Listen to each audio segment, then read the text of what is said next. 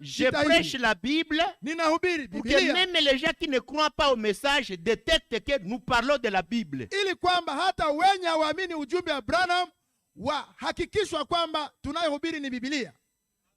Et puis j'amène les citations. Kisha ninaleta mitajo. Que celui qui croit au message ili mwenye naye anaamini ujumbe se positionne par rapport au message de son temps. Awe na namna kukamata msimamo kwa ajili ya ujumbe ya wakati. Alors je prends le livre halafu ninatoa kitabu qu'on appelle les surnaturels. Kinachoitwa mambo ya kiungu. Les surnaturels. Mambo ya kiungu. Prêché le 29 janvier 56. Iliyohubiriwa tarehe 19 Januari. Au paragraphe 47. Kwa mtajo wa 17. L'autre jour en parlant de la polygamie à quelqu'un. Siku ingine nilipoongelea poligamia mtu mmoja. Donc frère Branham parlait avec quelqu'un au sujet de la polygamie. Kwamba mjumbe Branham aliongelea poligamia kwa mtu. Sommeil à la première heure, c'est honteux. Dada, unasinzia na ingali saa. L'autre jour. Siku ingine. En parlant de la polygamie à quelqu'un, j'ai dit que la nation dans l'ensemble serait meilleure si elle pratiquait la polygamie. Mais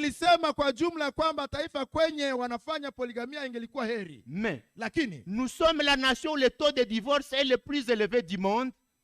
Taifa letu ni lenye linakuwa na talaka kudunia. On se marie. Leo mtu anaoa. Et on pratique le mariage mixte. Na kunafanyika ndoa mchanganyiko. On se marie, on pratique le mariage mixte. Unaoa ukifanya ndoa mchanganyiko. Parce que nous cherchons à mener les hommes du monde de l'extérieur à s'accorder avec la doctrine chrétienne. Sababu tunataka kuleta waume wa nje washike mafundisho tunayo. Tuko tunafanya mariage mixte. Hii nchi iko nafanya mariage mixte parce que bako wanatafuta kukamata watu ya nje baba ingize mkanisa juu baba patanisha na mafundisho ya kanisa. Mais lakini vous ne pouvez pas mettre la nature d'un agneau dans un cochon. Hauwezi tia maumbile ya nguruwe ndani ya kondoo.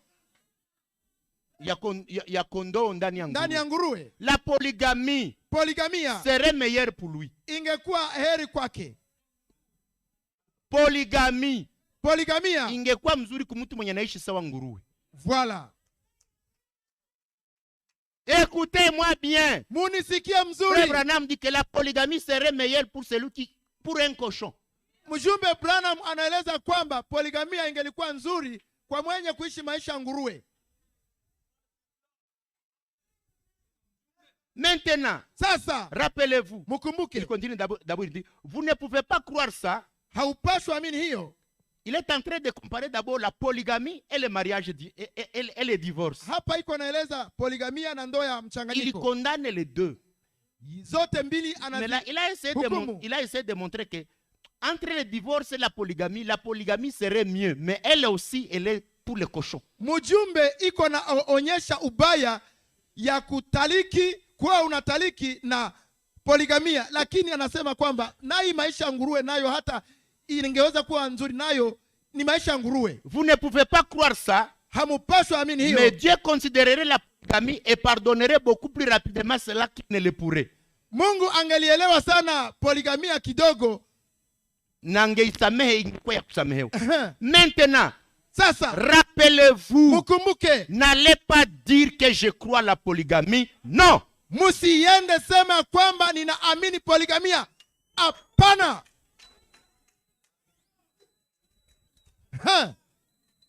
Est-ce qu'on est ensemble? Je kanisa tuko pamoja? Moïse a dit que Musa alisema kwamba les pharisiens a dit à Jésus. Wafarisayo waliambia Yesu. Il a dit pourquoi Moïse a-t-il permis une lettre de divorce? Kwa nini Musa aliruhusu barua ya kutaliki? Jésus a dit Yesu akasema il l'a fait à cause de la dureté de votre cœur. Alifanya hivyo sababu ya ugumu wa mioyo yenu. Mais il n'en était pas ainsi au commencement. Huko mwanzo haikuwa hivi. Il n'en sera jamais ainsi. Na haitakuwaka hivi. Dieu l'a fait à cause de la dureté de leur cœur. Mungu alifanyaka hivyo sababu ya ugumu wa mioyo. Mais dans les pays où l'on pratique la polygamie, les tribunaux de divorce tournent au ralenti. Eti katika nchi kwenye wanafanya poligamia, eti mahakama za talaka zinakuwa zinaenda pole pole. Mais ici où nous essayons de faire et de gouverner ce pays en tant que nation, puisqu'elle est une nation chrétienne, mais l'appellation de nation chrétienne n'en fait pas une nation chrétienne. Et tunawaza ni ya Kikristo, mais haiko ya Kikristo. Et vous ne pouvez pas gouverner le monde avec les lois de Dieu.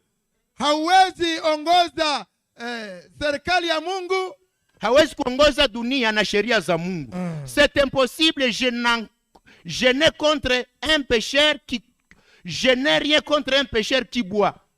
Eti haiwezekani, mimi sina tatizo na mwenye dhambi anayekunywa. Je n'ai rien contre un pécheur qui commet l'adultère, Sina tatizo na mwenye dhambi ni anayeshanati contre le pécheur qui fait ceci. au mwenye dhambi anayefanya hivi. Mais ce dont je parle, Lakini yenye ninaongelea c'est des gens qui sont censés être des chrétiens et qui font donc cela.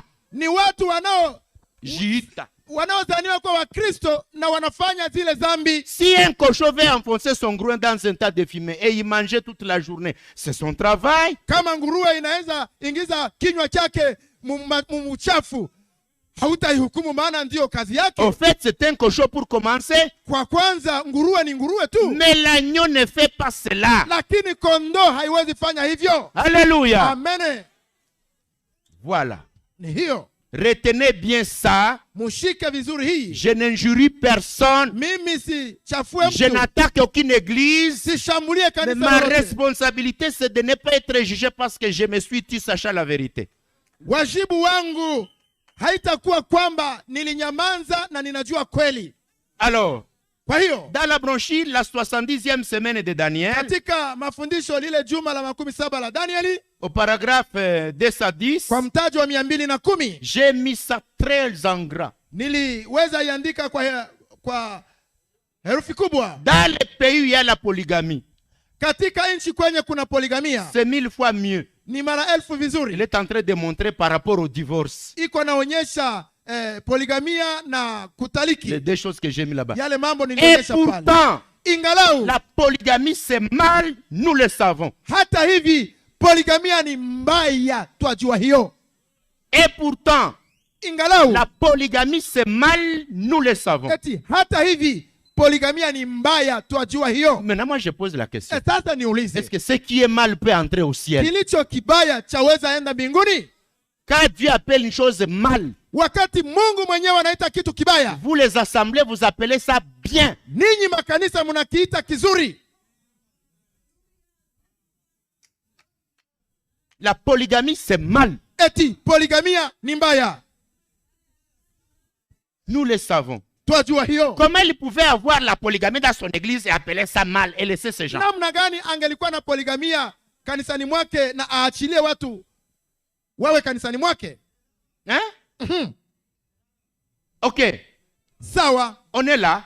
tuko pale, Le signal rouge de sa venue. kimulimuli chekundu, alama ya kurudi Paragraphe kwake. 67. Mtajo wa Makumi- 67 Ça a été prêché le 23 juillet 63. 23 ilihubiriwa juin. tarehe 23 Juni 1163. Remarquez, Tazameni, la Bible dit Biblia yasema que les hommes buvaient et mangeaient. ya kuwa watu walikunywa na kula. Eh bien, Vema, cela est légitime. hiyo ni haki. Le mariage est honorable. Ndoa Oh, ni ya assurément, le mariage est honorable. bila shaka ndoa ni ya kuheshimiwa. Un homme qui épouse une femme, Mume anayeoa mke cela est honorable. ni jambo la kuheshimiwa, C'est Dieu qui a institué cela. ni Mungu aliyeiweka. Mais Lakini quand un homme en arrive, mais quand on arrive au point où wakati inafika kiwango un homme va prendre la femme d'un autre, kwenye mume atatwaa mke wa mtu mwingine, virgule, mkato, ou va prendre une jeune fille, au aenda kamtwae binti msika, virgule, mkato, ou une femme, au mwanamke, peu importe qui elle est, haijalishi yeye ni nani, qu'il brise son vœu de mariage anavunja naziri ya ndoa et fait quelque chose de faux, na anafanya kitu kilicho c'est kibaya, un péché aux yeux de Dieu. hiyo ni dhambi machoni pa Mungu. C'est quoi? Ni nini? Un péché Dhambi aux yeux machoni de Dieu. pa Mungu. Je ne sais pas s'il y a un mot que vous avez remarqué. Sijue kwamba kuna neno mumetambua. Moi, Patrick, je suis marié. Mimi Patrick ninaoa, Si je prends la femme d'un autre, nikitwa mke wa mwingine ou une jeune fille, au binti, donc c'est quelqu'un qui est marié, ni mtu ana mke qui ne wake prend pas la femme de quelqu'un, ambaye hatwae mke wa mais mwingine, qui prend une jeune fille pour ajouter à sa première femme. lakini anatoa binti kwa kumwongeza kwa mke wake, une femme, peu importe qui elle est, au mwanamke haijalishi hali c'est yake, déjà un péché aux yeux de Dieu. hapo imekuwa dhambi machoni pa Mungu. Oh, tu vois, moi, en tout cas, j'avais pris ma deuxième femme, elle était vierge, je m'en fous. Oh, Qui mtu qu'elle atasema soit, mimi c'est un nilitoa péché. mke wangu, nilimtoa akiwa bikira. Qui qu'elle soit, Lakini mjumbe peu anasema importe qui elle est, haijalishi yeye ni nani. yoka bien, Sikia mzuri, c'est un péché. ni dhambi. Et la Bible parle très durement contre cela. Na Biblia inahamakia sana jambo hilo. Est-ce que la Bible, ce n'est pas le verset que j'ai déjà cité? Sasa Biblia haiko yale mashairi niliyoanza C'est pourquoi kutaja. j'ai commencé à citer la Bible. Ndiyo maana nilianzia kwa kueleza mashairi ya Biblia. Alors, le messager du temps de la fin, Sasa tuende katika ujumbe unaoitwa mjumbe wa wakati wa mwisho, page 17 et 33. ukurasa 17 na 33.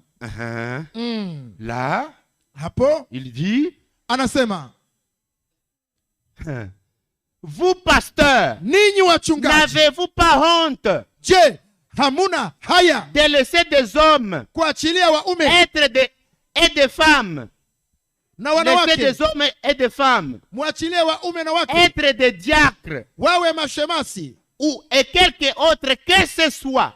au wawe haizuru nani, Ce n'est plus maintenant les serviteurs. haihusiki Et sasa na quelque watumishi, autre que ce soit. au haizuru awe nani, Alors qu'ils ont 2 ou 3 femmes vivantes, wakati wana wanawake wawili au watatu wakiwa hai. n'avez-vous pas honte de ces choses, vous pasteurs qui acceptent comme membres de votre église ces gens qui vivent dans l'adultère et fument des cigarettes? Hamuna haya ninyi wachungaji mnaokubali watu kama wale wanaoishi katika usharati na wanafuta tumbaku, Et vous ne mentionnez jamais ces choses du haut de la na chair. hamutangaze dhambi hizo kwenye mimbari. Honte à vous, je prie pour vous. Haya kwenu ninawaombea.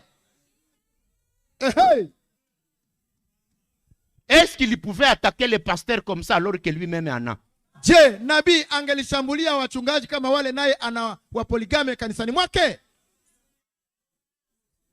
Amen. Amen, amen. On allait aussi dire honte à lui. Naye hiyo neno ingelimrudulia kwamba Hawezi haya ambia watu kwake. waseme haya kwenu na we peke venye uko nazomea uko mwavi. Ndiyo, haiwezekani. Okay? Sawa. Donc, Ni kwamba retenons une chose. tushike jambo. Je ne pourrais pas faire trop de versets Sitatoa mashairi et mengi trop de citations. au mitajo. Ce serait quelque chose que je vais ajouter seulement Ni kitu tu ningeweza ongeza ici. hapa. Écoutez, Frère Branham dit ceci. Msikie Branham. Un homme qui vit avec sa femme, Mume anayeishi na mke c'est wake, une chose absolument correcte. kweli kabisa ni jambo nzuri, Mais en prendre une autre, lakini kutwaa mwengine c'est le même acte, ni lile tendo, mais perverti. lakini lililogeuzwa, Et c'est la mort. na hiyo yaleta mauti. Ni mauti. Ndiyo, L'un amène la vie, moja inaleta uzima, l'autre la mort. ingine inaleta C'est mauti. ainsi, tout ce que Satan peut faire, c'est de prendre ce que Dieu a fait et le pervertir. Kazi yenye shetani anaweza ni kukamata yenye Mungu alishafanya, anaigeuza. Donc, quand vous avez votre femme ici, Kwamba wakati una mke wako hapa X, aitwaye fulani, vous avez une autre femme ici, Y. uwe na mwengine mke aitwaye fulani, L'acte que vous commettez avec X, tendo unafanya na huyu c'est le même acte que vous commettez avec ni Y. ile tendo unafanya na mwengine, Mais l'acte ici, lakini hili tendo c'est la vie. ni uzima, L'autre ici, c'est la mort. tendo la kwa mwengine ni mauti. C'est le même acte. Ni lile C'est le tendo, même lit. ni kitanda kila Ça kimoja, n'a pas de différence. hakuna Mais tofauti. avec votre femme légitime, c'est la vie. Lakini kwa mke wako wa halali ni uzima, Avec cette deuxième de la polygamie, c'est la mort. kwa huyu mwanamke wa pili ni mauti. Alors comment vous amenez quelqu'un que vous savez qu'il est dans une situation de mort, Sasa, vous l'amenez, vous le gardez? utakubali je mwanaume mwenye unajua kwamba iko muhali ya mauti, unampeleka mkanisa, anaishia wapi?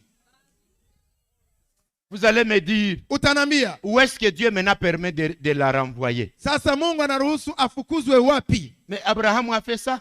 Abrahamu alitimiza. Abraham a fait ça. Abrahamu alitimiza. Sarah viril le fils d'Agar. Sorry. Sarah viril le fils d'Agar et l'Égyptienne avait enfanté Abraham. Sara akaona mwana wa Agari akicheka, Et elle dit à Abraham, Akaambia Abraham, chasse cette servante et son fils. fukuza huyu mjakazi na mwana wake. Car le fils de cette servante n'héritera pas avec mon fils, avec Isaac. Maana mwana wa mjakazi hatarithi na mwanangu Isaka. Cette parole est de plus fort aux yeux d'Abraham à cause de son fils. Hili neno halikufurahisha Abrahamu sababu ya mtoto wake. Mais Dieu dit à Abraham, Lakini Mungu kamwambia Abraham, que cela ne te déplaise pas hata hiyo isikuvunje moyo. à tes yeux. À cause de l'enfant de ta servante, accorde à Sarah tout ce qu'elle te demandera. Timizia Sara yote atakayo kuomba. Sikia. Amina.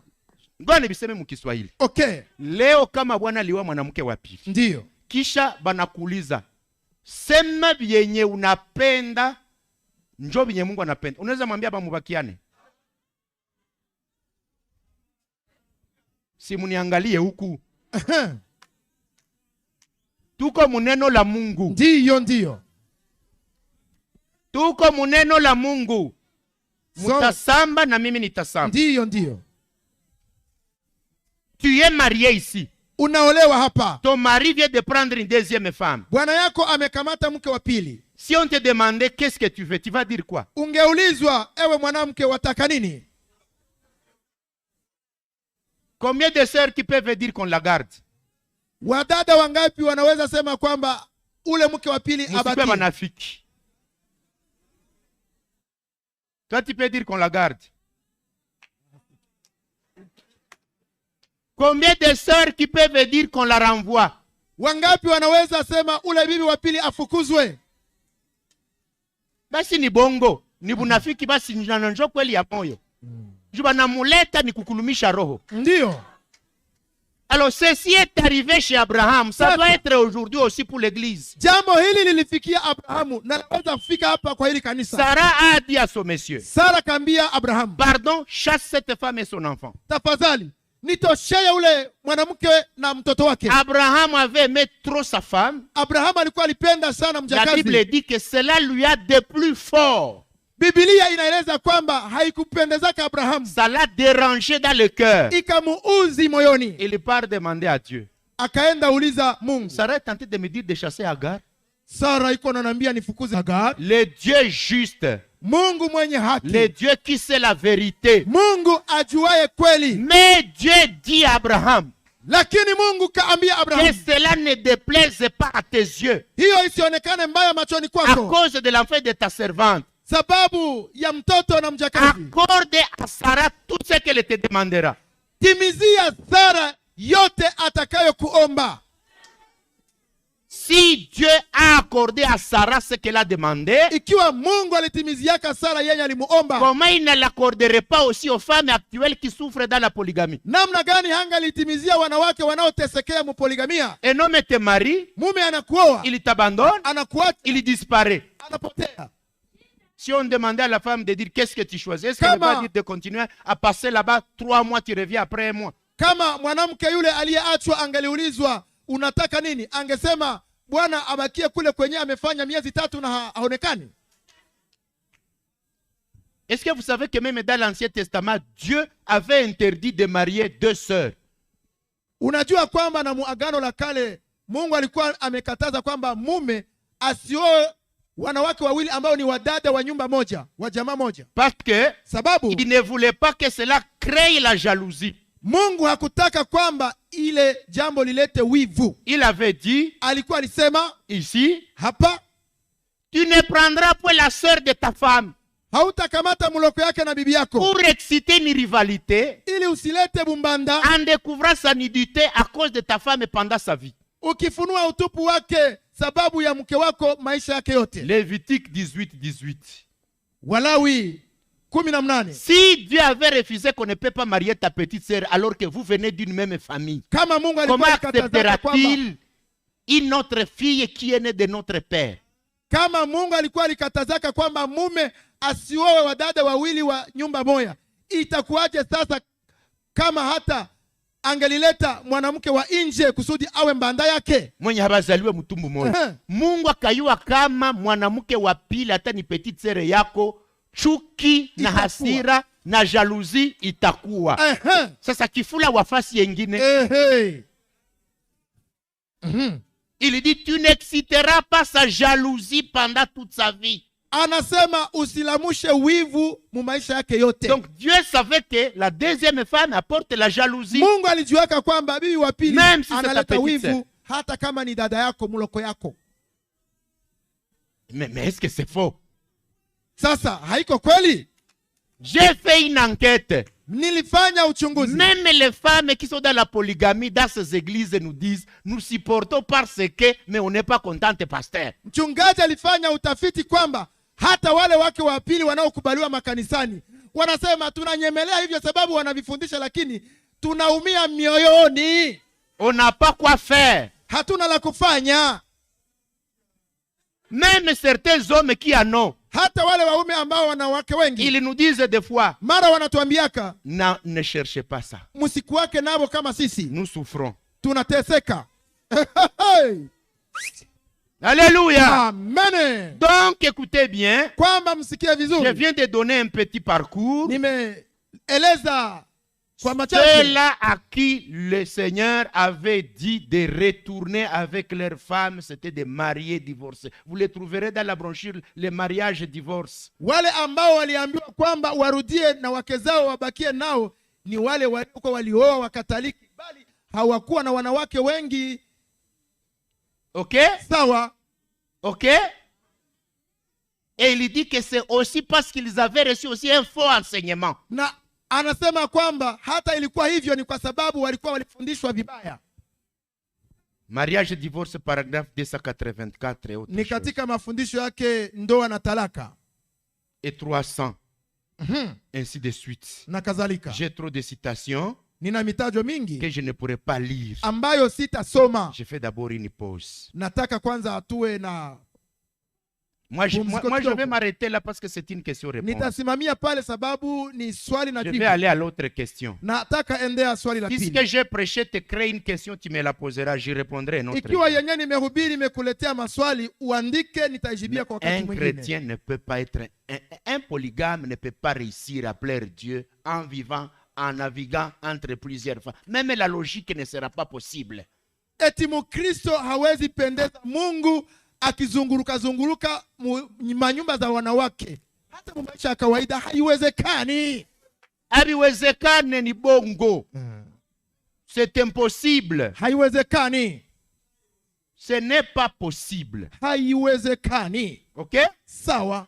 Alors, sasa je tourne la page. Nagunja ukurasa. Donc, si vous vous entendez, kama mnaelewana, notre église ici kanisa letu hapa ne soutient pas la polygamie. Haliunge mkono poligamia. Elle ne peut pas baptiser un homme qui en a. Haliwezi batiza mume mwenye wanawake wengi. C'est à cause de ça. Ni kwa sababu ya hii. Et j'ai dit nilisema que je fais seulement la synthèse. Nilikuwa tu nikifanya j'aurais pu dire trop de choses. Ningeweza sema mambo mengi. Mais je suis dans des questions-réponses. Lakini tumo katika maswali na majibu.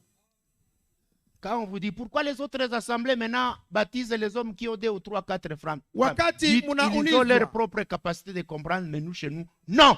Munapoulizwa eti sasa, kwa nini makanisa zingine za ujumbe zinabatiza wanaume wenye wanawake wengi na wanabatiza wale wanawake? Jibu hivi, wao wana ile uwezo ya kuvumilia yale, lakini sisi hapana. OK? Sawa. Voilà. Ni deuxième question. Ulizo au swali la pili. Qu'est-ce signifie le mariage mixte? Sasa, ndoa ya mchanganyiko maana yake nini?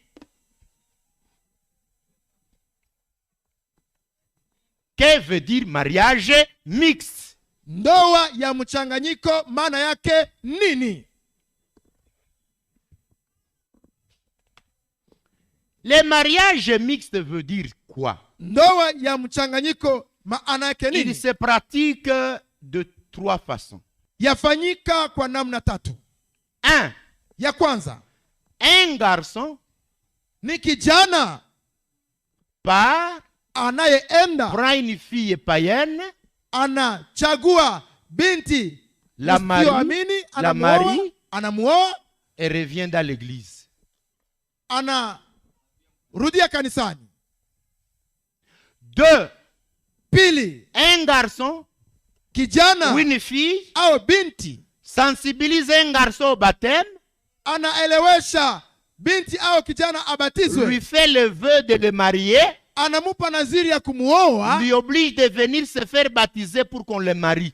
anamshurutisha kwamba aje abatizwe kusudi muoe. C'est un mariage mixte. Hii ni ndoa ya mchanganyiko. C'est pas parce que Si kwa sababu tu viens de lui promettre umemuahidia que tu l'amènes dans l'église ya kwamba umulete qui kanisani empêche d'être mariage. Je vais vous donner des ya citations. kwamba inazuia isiwe ndoa ya mchanganyiko. Kuna maandiko Wow. yale. Ya tatu, Le mariage mixte, c'est quand ndoa ya mchanganyiko ni wakati tu gani? es dans l'église, Umo tu kanisani, décides d'aller dans le monde, unaamua kwenda mudunia, tu te maries unaoa et tu restes là. na unabakia kule. Tout ça, c'est le mariage mixte. Zote ni ndoa za mchanganyiko.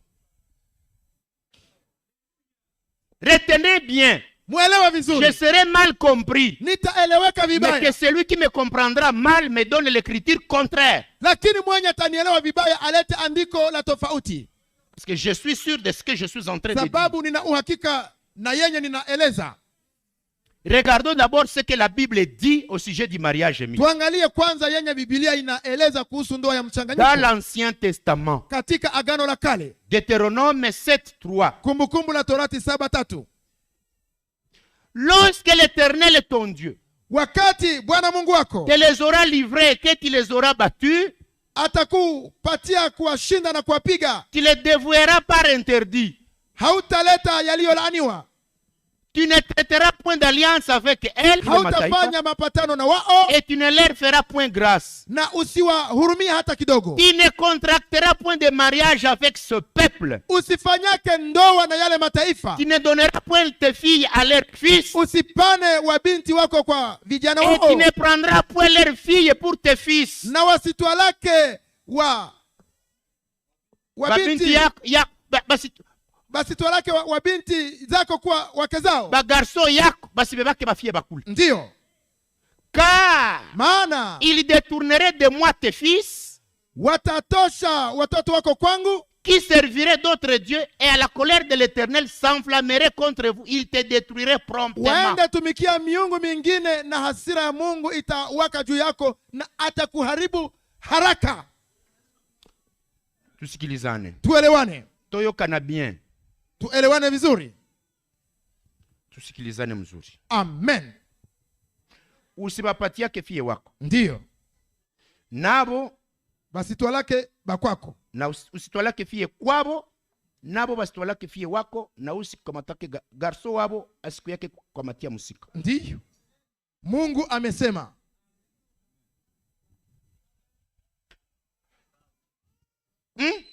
Okay. Josué 23:11, là je ne lirai pas. Yoshua 23:11 hatutasoma, Mais je vais lire Genèse 27:46. lakini tutasoma Mwanzo. Rebecca dit à Isaac, Rebeka kambia Isaka, je suis dégoûté de la vie.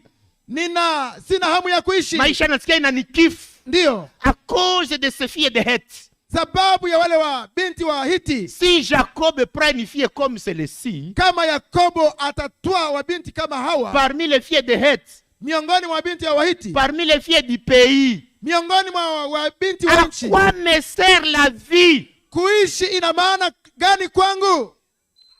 Rebecca Rebeka a vu Jacob, son fils. kaona Yakobo mwana wake, Elle va dire quoi? akasema nini? Si mon garçon prenait de ses filles, alors pourquoi je serais en vie? Kama kijana wangu Yakobo atatoa wale wa binti wa Hiti, kuishi yangu ina maana gani?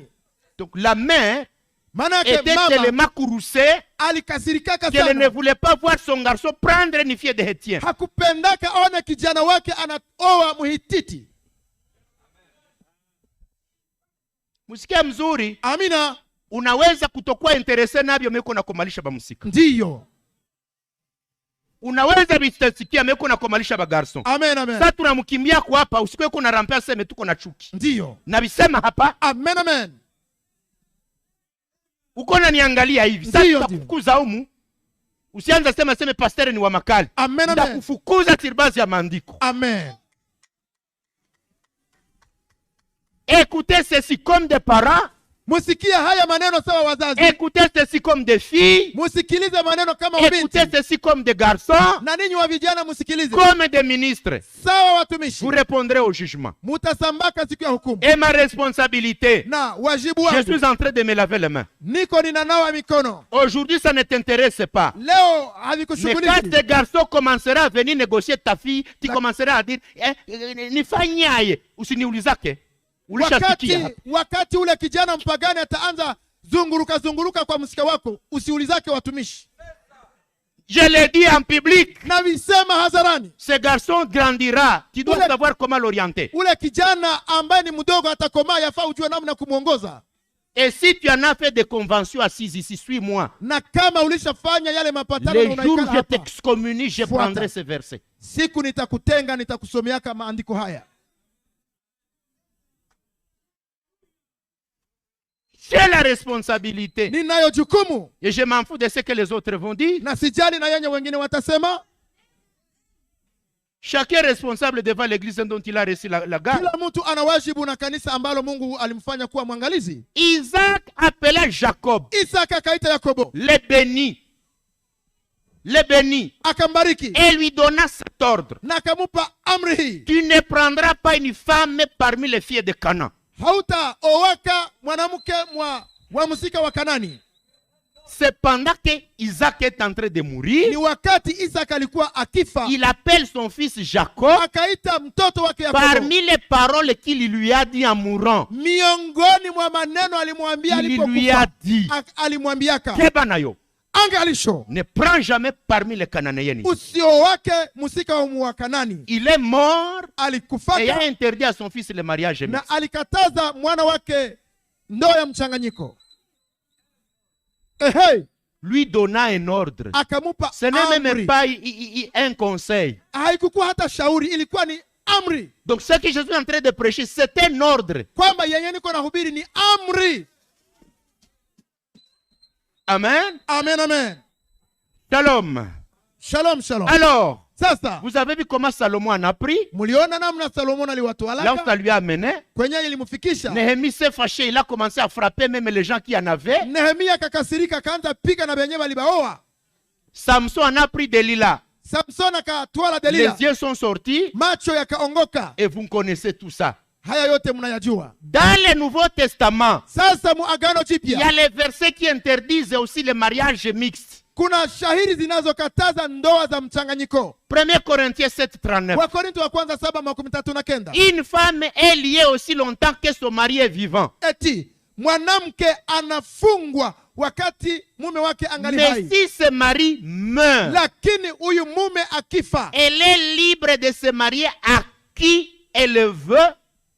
Huyu mwanamke iko huru kuolewa na yeyote yule, seulement isipokuwa tu que ce soit dans le Seigneur. Iwe katika Bwana. Seulement ila tu que ce soit dans le Seigneur. Iwe ni katika Bwana. Seulement iwe tu mwanamke iko huru kuolewa na yeyote mwenye anamupenda. Ndiyo. Lakini iko ndani ya Bwana. Ndiyo. Kama haiko ndani ya Bwana, never binamwivia. 2 Corinthiens 6:14.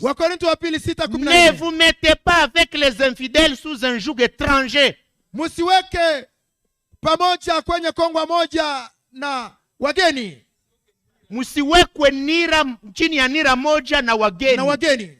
Car quel rapport y a-t-il entre la justice et l'iniquité? Maana kuna upatano gani kati ya haki na uovu? Ou qu'y a-t-il de commun entre la lumière et les ténèbres? Kuna upatano gani kati ya nuru na giza? Kuna patano gani? Quel accord y a-t-il entre Christ et Bélial? Na kuna patano gani kati ya Kristo na Shetani? Ou quelle part a le fidèle avec l'infidèle? Na muamini ana patano gani na msio amini? Ok? Sawa. Ok? Ok? Maintenant, allons dans le message. J'ai déjà donné des versets. Si vous ne croyez pas au message, allez appliquer ces versets. Mimi napana huku napana huku. Oh, vile ni vya Abraham, nimekupa Biblia. Wewe timiza Biblia. Usiseme yale ni mafundisho ya Abraham. Biblia sasa imekuambia. Njoo vile. Oh, vile ni vya Abraham. Biblia niishakupa. Kisha mimi nataka pakulia tena kumeza ya ujumbe. Ndio. Kule byenye unapenda. Mebilisha katazwa. Amen. Hébreux chapitre 3 paragraphe 170. Katika mafundisho yanayoitwa Waebrania kipindi ya 3. Un jeune homme qui se marie. Kijana anayeoa. Et épouse une fille qui ne croit pas. Na anachumbia binti asiyeamini. Ou une jeune fille qui épouse un garçon qui ne croit pas. Au binti anayechumbiwa na kijana asiyeamini. Vous ne devrez pas faire cela. Hamungalipaswa fanya hiyo. Peu importe combien il est mignon. Haijalishi ni mzuri kiasi gani. Et combien elle est mignonne. Binti ni mrembo kiasi gani. Et combien elle a de grands yeux. Na hata ana macho manene. Ils finiront tous par se faner. Itafikiaka ile macho itachaka. Un de ces jours. Moja wa siku. Mais mon frère. Lakini ndugu yangu. Votre âme vivra éternellement. Nafsi yako itaishi milele. Prenez garde à ce que vous faites. Kwa hiyo jihadharini kwa yenye unayofanya. Si elle n'est pas une vraie croyante. Kama haiko muamini wa kweli. Ou s'il ne l'est pas. Au kama ule kijana ulisapenda haiko muamini wa kweli. Un vrai croyant. Muamini wa kweli. Ne vous mettez pas sous un tel joug. Usijitie chini ya kongwa hiyo. Vrai croyant. Muamini wa kweli. Mwenye unaenda kutosha mudunia 2 semaines après banamubatiza ni vrai croyant. Wa wapi? Wa wapi? Basha kuambia un vrai croyant. Imesemeka eti awe muamini wa kweli. Maintenant toi tu pars ramasser une fille, tu l'amènes dans la parole pendant 2 semaines, je la marie. Et quand tu es allé la récupérer, elle était déjà une vraie croyante ou un vrai croyant. Wakati umeenda muangalia mudunia amefanya juma mbili, alikuwa kama muamini wa kweli wakati gani he? Tusikilizane. Amen. Sababu hili kanisa limekwisha kusemewa vibaya. Wale habaendake nje na mtu akienda nje habamwelewa. Pardon. Pardon. Si tu n'as jamais compris, commence à comprendre ici.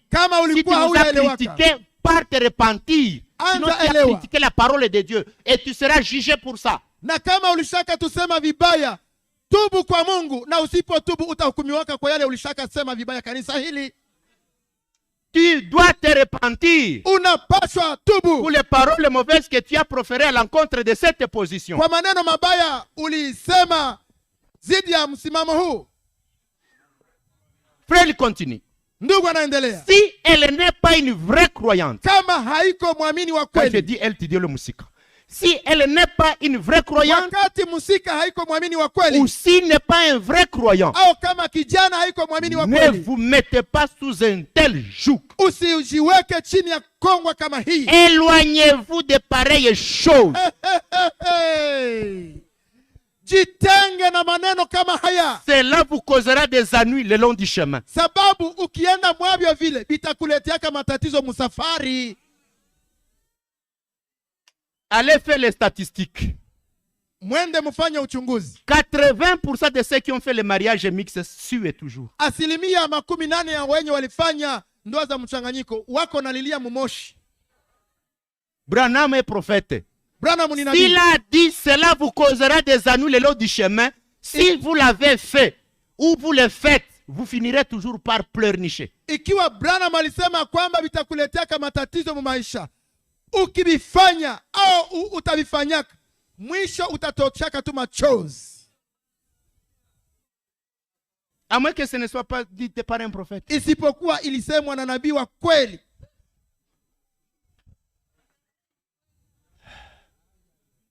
Séparation avec l'incrédulité. Ujumbe unaoitwa kujitenga na kutoamini. Paragraphe 16. Mstari wa 16. 28 février 55. Ilihubiriwa tarehe 18 Februari. Vous savez, les amis, marafiki, je vous assure ce soir, et vous jeunes dames, enyi wa binti, faites attention à la personne que vous épousez. Fanya angalisho na mtu mwenye anataka kukuoa. Vous vous retrouvez bien vite avec un foyer brisé. Utakuya kujikuta bunyumba yenu imevunjika. Et il n'est pas bon na si vizuri que des pécheurs et des chrétiens se marient. Haiko mzuri wenye zambi na wakristo waoane. Il n'est pas bon haiko vizuri que des pécheurs et des chrétiens se marient. kwamba wenye dhambi waoane na Wakristo. Ne vous mettez pas sous un joug étranger. Usijitie juu chini ya kongwa ngeni, Car c'est ce qu'avait fait Achab. maana ile njo Ahabu alifanyaka. Est-ce que tuko pamoja? Muka munaelewa? Genèse 24:3. Mwanzo 24:3.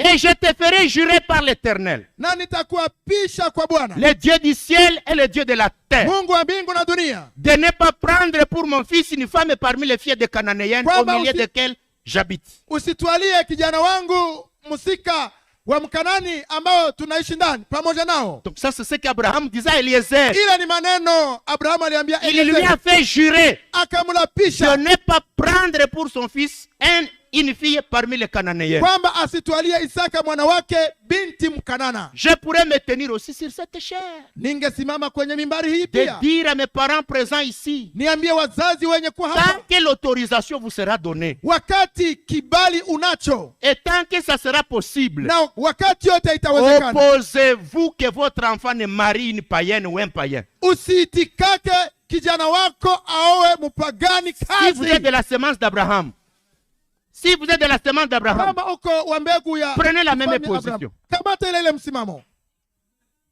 Je dis ceci, Nasema hivi, ce qu'Abraham a fait, lile Abrahamu nous alifanya devons aussi le faire. nasi tuwapashwa Si ifanye. Abraham a dit à Eliezer, Ikiwa Abrahamu aliambia Eliezer, ne fais pas attention, n'amène pas à mon fils une Cananéenne, ufanye angalisho, usiletee Isaka mwana wangu mwanamke mpagani. nous Mkanana. avons la même responsabilité aujourd'hui. Tunayo ile ile jukumu. Les temps de décision ont joué Ujumbe 59. unaoitwa wakati wa kuamua. Les temps de décision ont joué 59. Ujumbe unaoitwa wakati wa kuamua. Paragraphe 28. Mtajo